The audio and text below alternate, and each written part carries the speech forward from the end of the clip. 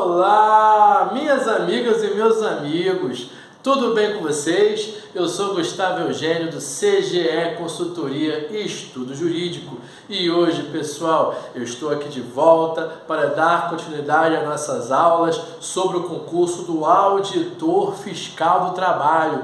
Vamos mais uma vez estudar a parte de Direito do Trabalho. É isso aí, pessoal. Agora eu vou conversar com vocês sobre a Lei 10.593, pessoal, do ano de 2002.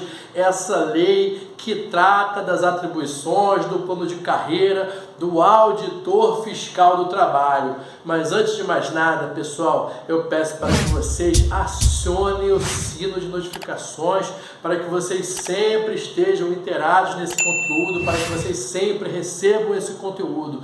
Peço também que vocês deem o like nesse vídeo e compartilhem esse vídeo, essa aula, com outras pessoas que também tenham interesse em fazer a prova desse concurso, que irá ajudar. Essa oportunidade que você está recebendo, você também vai contribuir com a sua amiga, com aquele colega. Pessoal, como eu disse para vocês, nós vamos estudar hoje a Lei 10.593. Eu vou pegar 2 ou 3 artigos aqui. É lógico que nós temos aqui no nosso canal um tempo reduzido. Nós não vamos conseguir estudar artigo por artigo. Mas por que eu acho de suma importância estudar essa lei?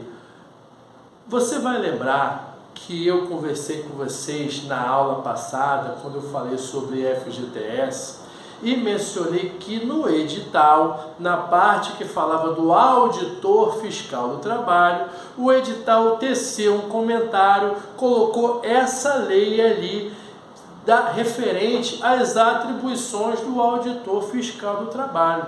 Pessoal, nada que é colocado em um edital de concurso público é por acaso. Fica a dica e fica o feedback aí. Se você está fazendo uma prova para um concurso público, não precisaria nem ser essa prova do Auditor Fiscal do Trabalho. Como é que você vai fazer uma prova para um cargo público o qual você não conhece as atribuições desse cargo? Será que você vai fazer uma prova para um órgão da administração pública e você não conhece as características desse órgão? Você tem que conhecer. E é isso que o examinador, ele espera de você. Isso é o mínimo. Você estudar e conhecer as atribuições do seu cargo que você está prestando concurso público, não é mérito nenhum, é o mínimo que você precisa fazer. E ele já começa a eliminar candidatos nesse ponto. E foi por isso que eu decidi vir aqui e conversar sobre alguns artigos que podem ser de extrema relevância da Lei 10.593 do ano de 2002, pessoal. É muito importante isso. Nós vamos lá, porque o Auditor Fiscal do Trabalho, para quem não conhece ou para quem ainda não está familiarizado, o que é o Auditor Fiscal do Trabalho?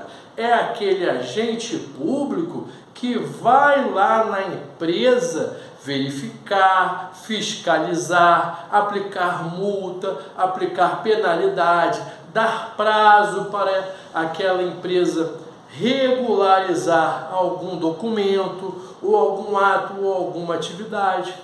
Isso aí acontece, e não acontece pouco não, acontece com frequência.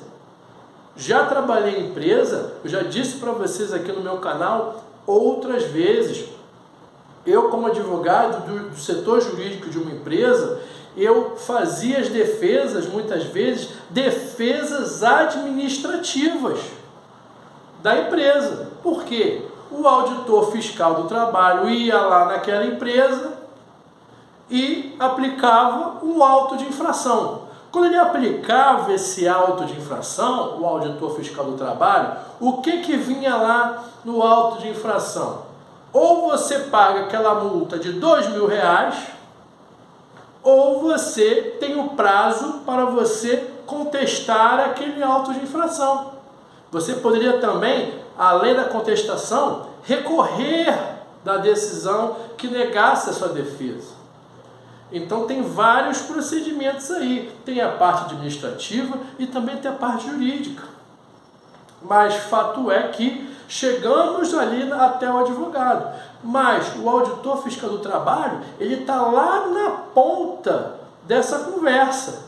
Quando eu conversei aqui e comecei iniciando que o auditor fiscal do trabalho aplicou aquela multa, aplicou aquele auto de infração. E o auditor, ele está ali para isso. Então, olha só, primeiro, já que você já está estudando essa lei, pessoal, não é uma lei muito grande não, é uma lei até curta, é uma lei que vale a pena você dar uma boa lida. Até a lei que eu conversei com vocês de FGTS, eu acho que é uma lei maior. Essa lei 10.593 não é muito longa. Vale a pena você dar uma lida. Te digo até mais, dá 2 lidas ali nessa lei, e é lógico, dá uma lida mais importante nesses artigos que eu vou conversar aqui com você, ou algum outro artigo que você ache mais conveniente. Mas vamos conversar aqui no artigo 11º, no artigo 11 dessa lei. Ela já trata das atribuições do auditor fiscal do trabalho. Uma das atribuições do auditor fiscal do trabalho é o que? É verificar e cumprir as determinações legislativas, as determinações legais. O auditor fiscal do trabalho, ele vai lá na empresa, ou vai lá na filial, vai lá na loja, para verificar se estão sendo cumpridas as determinações legais. Esse é o primeiro ponto. Além disso, ele vai verificar se essa empresa está registrando a carteira de trabalho do profissional. CTPS, pessoal, é muito importante que esteja de forma regular. Aproveita e dá uma lida lá na CLT, lá no artigo 29. A gente não sabe, pessoal, o que o examinador vai fazer. Essa que é a grande verdade. Não adianta a gente aqui dar uma de bruxo. São tentativas e são alternativas que nós imaginamos que vai cair. Mas como você já está estudando essa parte de auditor fiscal do trabalho, essa fiscalização e registro de FGTS, dá uma olhada lá no artigo 29 e correlatos. Pode ser que caia. É esse o tipo de estudo que você precisa ter, um estudo sistemático e tentar englobar o máximo de artigos, o máximo de conteúdo e informações possíveis. E quem sabe possa cair. Então, o auditor fiscal do trabalho, ele vai verificar se a empresa anota a carteira de trabalho, ele vai verificar se a empresa anota aqueles registros que tem que constar da CTPS. Por exemplo, você sabia que as férias têm que constar na CTPS? Você sabia que as alterações de cargo e as alterações de salário também têm que constar na carteira de trabalho? São informações que têm que constar e nem sempre constam lá. Então, cabe ao auditor fiscal do trabalho verificar isso. Além disso, pessoal, olha a relação com a aula passada.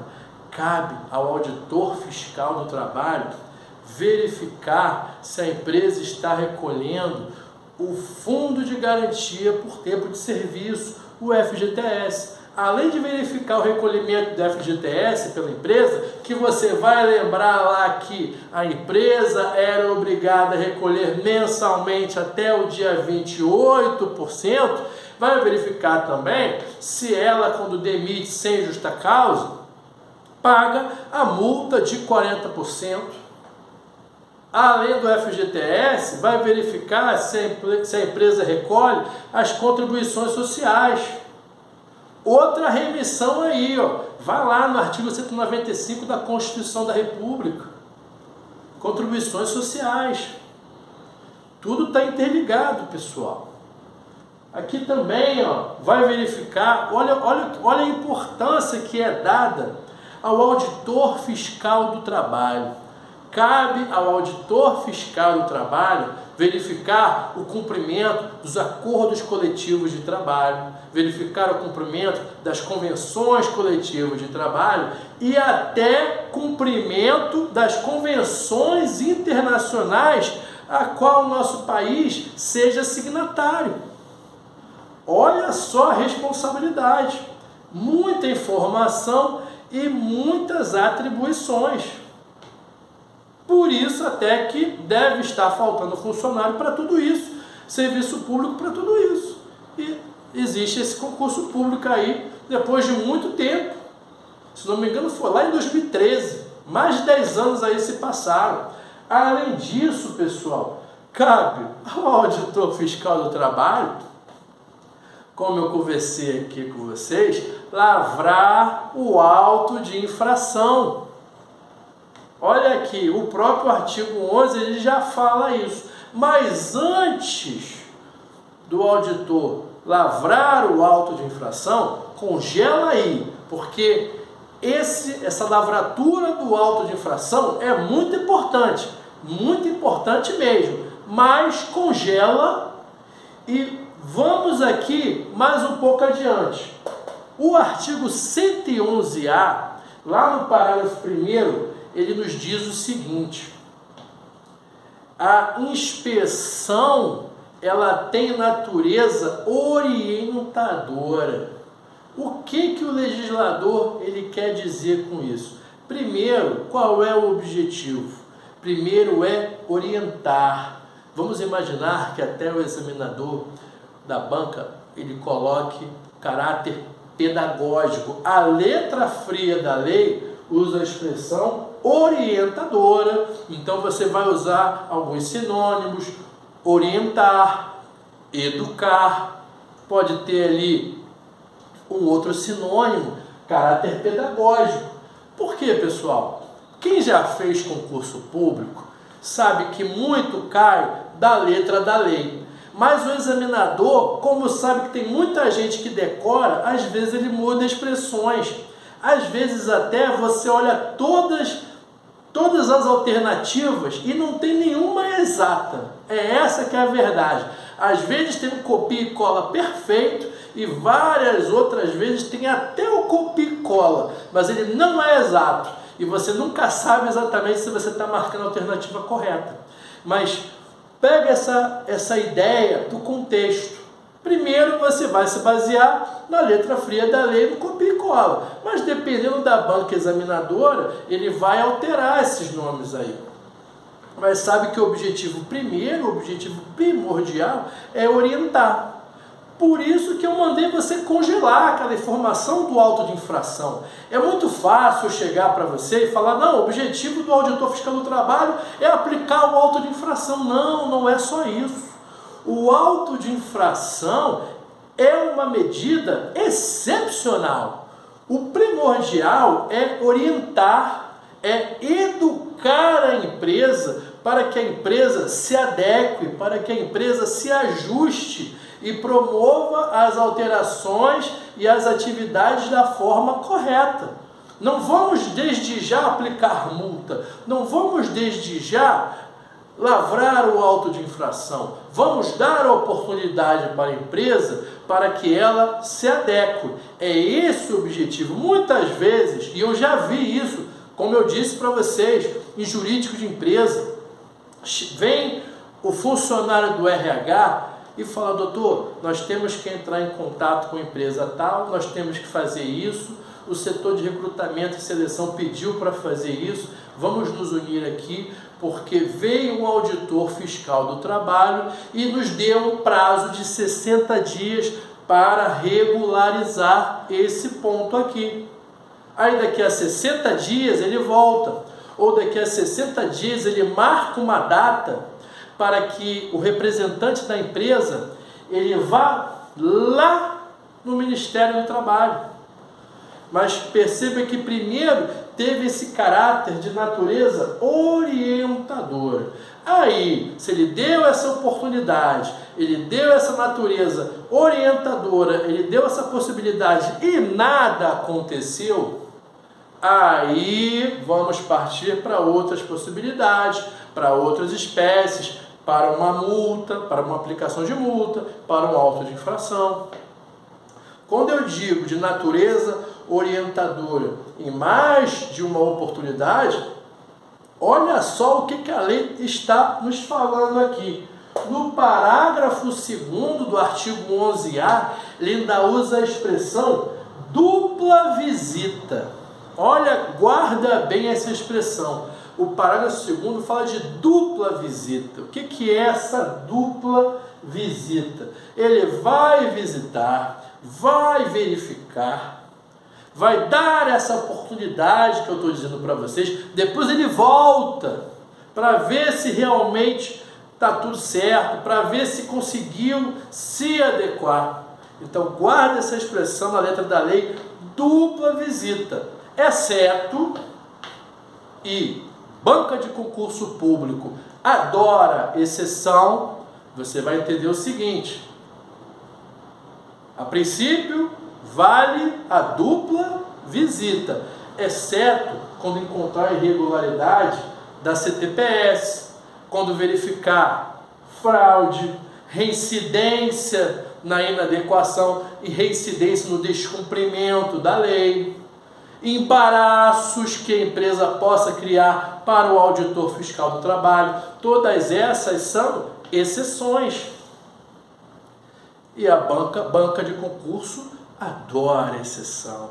É aí que ele pega o pulo do gato.